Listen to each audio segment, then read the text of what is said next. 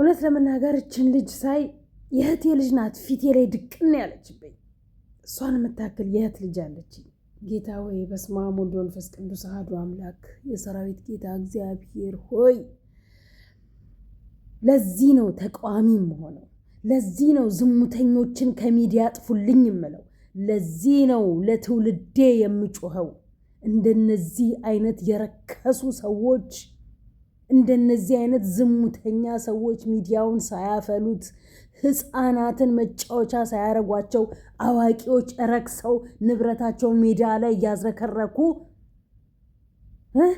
እነሱ ባዩት የነሱን እያዩ ስለማያገኙት ህፃናትን ያገኙበት ቦታ ላይ የረከሱ ቆሻሻ ውሾች ወንዶች መጫወቻ ያረጓቸዋል ህፃናቶችን። ምን ሊያረጋት ነው አንቺን ህፃን? ይሄ ሰው ምን ሊያረጋት? መቼም እያጫወታት ነው አትሉኝም? መቼም አልቅሳ እያባበላት ነው አትሉኝም? ያንቺ ልጅ ብትሆን ምንድነው የሚሰማሽ? ያንተ ልጅ ብትሆን ምንድነው የሚሰማክ ወገኔ? ለዚህ ነው በብዙ መንገድ እንደነዚህ አይነት ዩቲዩበሮች ይጥፉልን፣ ዝሙተኞችን ከሚዲያ አጥፉልን፣ ህግ የለም ወይ የምንለው ለዚህ ነው።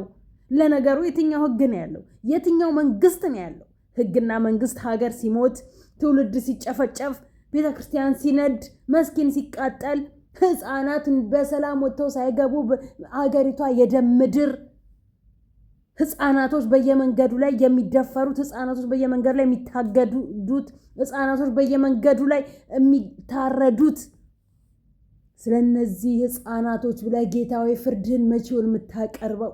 ጌታ ሆይ ወይኔ እራክ በጣም ለሀገሬ የእውነት እራክባት በጣም እኔ እንጃ ጌታ ሆይ ወይኔ የኃጢአታችን ብዛት፣ ወይኔ የኃጢአታችን ብዛት።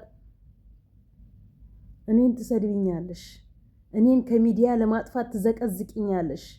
ያንቺን ልጅ ነበር እንደዚህ ወስዶ ልክ ማስገባት። ከዛ በኋላ ለካስቺ ልጅ ለልጆች የምትጮኸው ለትውልድ የምትጮኸው ይገባሽ ነበር። አንቺ ድንጋይ ራሱላ ማለት ነው። እኔ ልጆቼ ጋር ማንም የደረሰብኝ የለም። ነገ ልጆቼ ጋር ሳይደረስ ነገ ልጆቼ ሳይነኩ ግን ለነዚህ ህፃናቶች እንድረስ ነው፣ ለትውልድ እንድረስ። እነዚህ ዝሙተኛ ሚዲያ ላይ የመጡ እህት ከወንድሙ ወንድም ከእህቱ የሚያደርጉትን ነገር የወንድሙን ሚስት የእህቱን ሚስት የሰው ባል የምትቀማ የሰው ውሽማ የሰው ሚስት የምትቀማ በእንደነዚህ አይነት የረከሱ ሰዎች ምክንያት ህፃናት በሰላም ወጥተው በሰላም መግባት እያቃታቸው ነው። ህፃናት በየመንገድ ላይ እንደዚህ ጌታዬ ሆይ ኧረ አምላክ እስራኤል ወይ እንጃ።